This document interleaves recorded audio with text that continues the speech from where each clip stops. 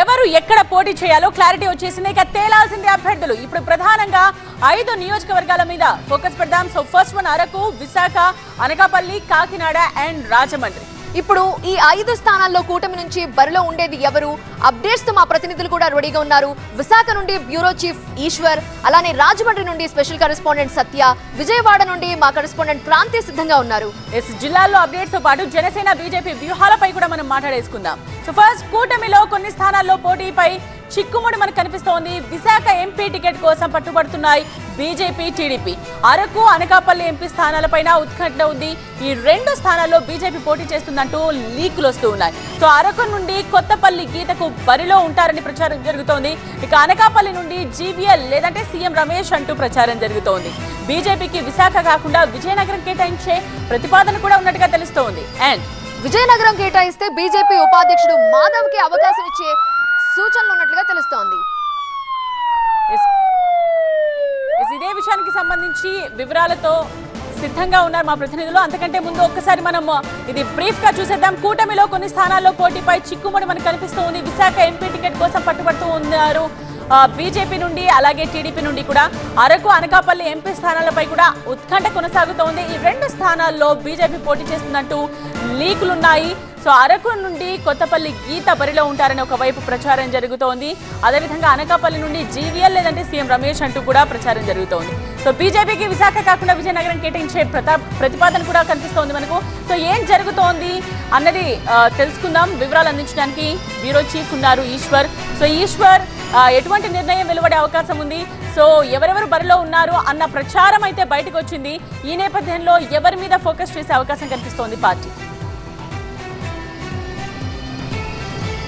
కూటమి నుంచి పోటీ చేసే స్థానాల మీద స్పష్టత వచ్చింది, కానీ పోటీ చేసే అభ్యర్థుల మీద, ఇంకా అభ్యర్థులు కావచ్చు, పోటీ చేసే పార్టీల గురించి స్పష్టత లేకపోవడంతో తీవ్ర గందరగోళం నెలకొని ఉంది. ప్రధానంగా విశాఖ కేంద్రంగా చాలా పెద్ద ఎత్తున రాజకీయం జరుగుతుంది. విశాఖని భారతీయ జనతా పార్టీ కేటాయించడానికి భారతీయ జనతా పార్టీకి సంబంధించిన ఒక కీలక నేత చాలా క్రియాశీలకంగా దీని మీద ఒత్తిడి తెచ్చే ప్రయత్నం చేస్తున్నారు. జీవీఎల్ నరసింహారావు ఇక్కడి నుంచి పోటీ చేయాలని గత 2 సంవత్సరాలుగా ఆయన ఇక్కడ పాగా వేసి ఇక్కడ అనేక కార్యక్రమాలు నిర్వహిస్తూ వచ్చారు. దాదాపు అన్ని పార్లమెంట్లో ఆయన అనేక కార్యక్రమాలు చేస్తూ వచ్చారు. కానీ తాజాగా అసలు విశాఖపట్నం పేరుని ప్రస్తావించడం లేదు, విశాఖపట్నం కేటాయించే అవకాశం లేదు అన్న వార్తల నేపథ్యంలో ఒకవేళ విశాఖ కాకపోతే జీవీఎల్ పరిస్థితి ఏంటి అన్నట్టుగా పెద్ద ఎత్తున విస్తృతమైన చర్చ జరుగుతుంది. మరోవైపు ఇప్పటి వరకు అధికారిక సమాచారం లేదు, కానీ 2 పార్టీల నుంచి వస్తున్న లీకుల ప్రకారం మాత్రమే ఉత్తరాంధ్ర నుంచి విజయనగరం ఎంపీని కేటాయించే అవకాశం ఉంది విశాఖ బదులుగా. విశాఖకు సంబంధించి తెలుగుదేశం పార్టీ పట్టుబడుతుంది. విశాఖలో 2019లో కూడా చాలా తక్కువ తేడాతో 4000 ఓట్ల తేడాతో మాత్రమే ఓడిపోయారు. కాబట్టి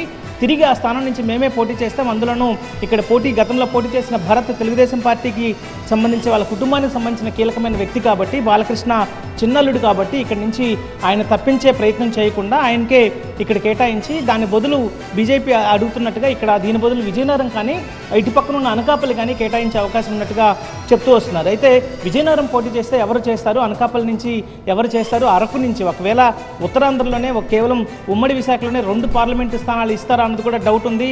అయితే ఇప్పటి వరకు వస్తున్న సమాచారం ప్రకారం అరకు నుంచి కొత్తపల్లి గీత గతంలో వైఎస్ఆర్ కాంగ్రెస్ పార్టీ ఎంపీగా ఆమె గెలిచింది. ఆ తర్వాత సొంతంగా ఒక రాజకీయ పార్టీని నెలకొల్పింది. ఆ తర్వాత భారతీయ జనతా పార్టీలో ఆ పార్టీని విలీనం చేసింది. సో ఆమె పేరు ప్రస్తుతం తెర మీదకి వచ్చింది. ఆమె అరకు నుంచి ఆమెకి ఇచ్చే అవకాశాలు ఉన్నట్టుగా కొంత చర్చ జరుగుతుంది. అయితే అక్కడి నుంచి కూడా ఆశావాహులు కూడా ఉన్నారు. కొంతమంది ఢిల్లీకి వెళ్ళి కూడా తమ ప్రయత్నాలను అక్కడి నుంచి కూడా ఎస్టీకి సంబంధించిన మహిళా నేతలు కూడా వెళ్ళి తమ ప్రయత్నాలను ప్రారంభిస్తున్నారు. అయితే మరొకవైపు అనకాపల్లికి సంబంధించి అనకాపల్లిలో ఒకవేళ అవకాశం భారతీయ జనతా పార్టీకి ఇస్తే అక్కడి నుంచి పోటీకి ఎవరున్నారు? ఇప్పటివరకు అయితే పార్లమెంటు స్థాయిలో పోటీ చేసే అభ్యర్థులకు సంబంధించి బీజేపీలో పెద్దగా చర్చకు వచ్చిన పేర్లు లేవు, కానీ భారతీయ జనతా పార్టీ మాత్రం ఒక లిస్టును తయారు చేసుకుంది.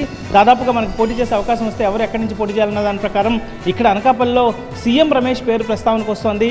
అలాగే జీవీఎల్ నరసింహారావు విశాఖ కాకపోతే అనకాపల్లి నేను అడిగే అవకాశం ఉంది అన్నట్టుగా ప్రస్తుతం చర్చ నడుస్తుంది. అయితే జీవీఎల్ కానీ సీఎం రమేష్ కానీ అక్కడ ఇద్దరు నాన్ లోకల్ అవుతారు. అయితే ఇద్దరు అక్కడి నుంచి పోటీ చేసేదానికి అంగీకరిస్తారా, లేకపోతే అక్కడ స్థానికంగా ఎట్లాంటి పరిస్థితులు ఉన్నాయని బేరీజ్ వేసుకునే పరిస్థితి ప్రస్తుతం కనిపిస్తుంది. ఇక మీరు మరొక విజయనగరం స్థానానికి సంబంధించి ఎవరు పోటీ చేస్తారన్న దానిపైన కూడా విస్తృతమైన చర్చ జరుగుతుంది. ఒకవేళ విజయనగరం కేటాయిస్తే భారతీయ జనతా పార్టీ ఉపాధ్యక్షుడిగా ఉన్న మాధవ్ అక్కడి నుంచి పోటీ చేసే అవకాశం ఉంటుంది. ఒకవేళ మాధవ్ కాకపోతే కాశీ విశ్వనాథ్ రాజని ఇటీవల భారతీయ జనతా పార్టీకి సంబంధించి ప్రధాన కార్యదర్శిగా నియమితులయ్యారు. ఆయన ఇక్కడ సెయిల్కి సంబంధించి స్టీల్ అథారిటీ ఆఫ్ ఇండియా లిమిటెడ్కి సంబంధించి ఇండిపెండెంట్ డైరెక్టర్గా ఉన్నారు. విశాఖకు సంబంధించిన కాశీ విశ్వనాథ్ రాజు పేరు కూడా విజయనగరం నుంచి ఎంపీగా అభ్యర్థిగా పోటీ చేసే అవకాశం ఉన్నట్టుగా పరిశీలనలో ఉన్నట్టుగా తెలుస్తుంది. సో మొత్తానికి పెద్ద ఎత్తునైతే విశాఖ వేదికగానే ప్రస్తుతం ఇంకా స్పష్టత రావాల్సిన అవసరం ఉంది. భారతీయ జనతా పార్టీ నుంచి విశాఖని ఎట్టి పరిస్థితుల్లో కేటాయించుకునేలాగా మేము ఒత్తిడి తెస్తాం, విశాఖను పొందుతామన్న ధైర్యాన్ని ఇంకా వాళ్ళు నమ్మకాన్ని ఇంకా భారతీయ జనతా పార్టీ నాయకులు వ్యక్తం చేస్తున్న పరిస్థితి కనిపిస్తుంది.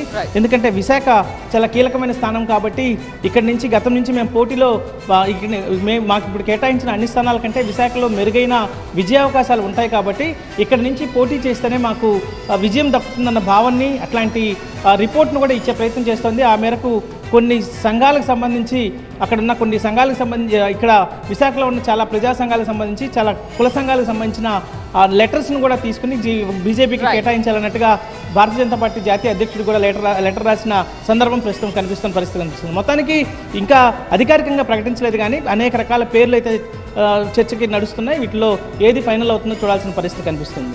Out studio.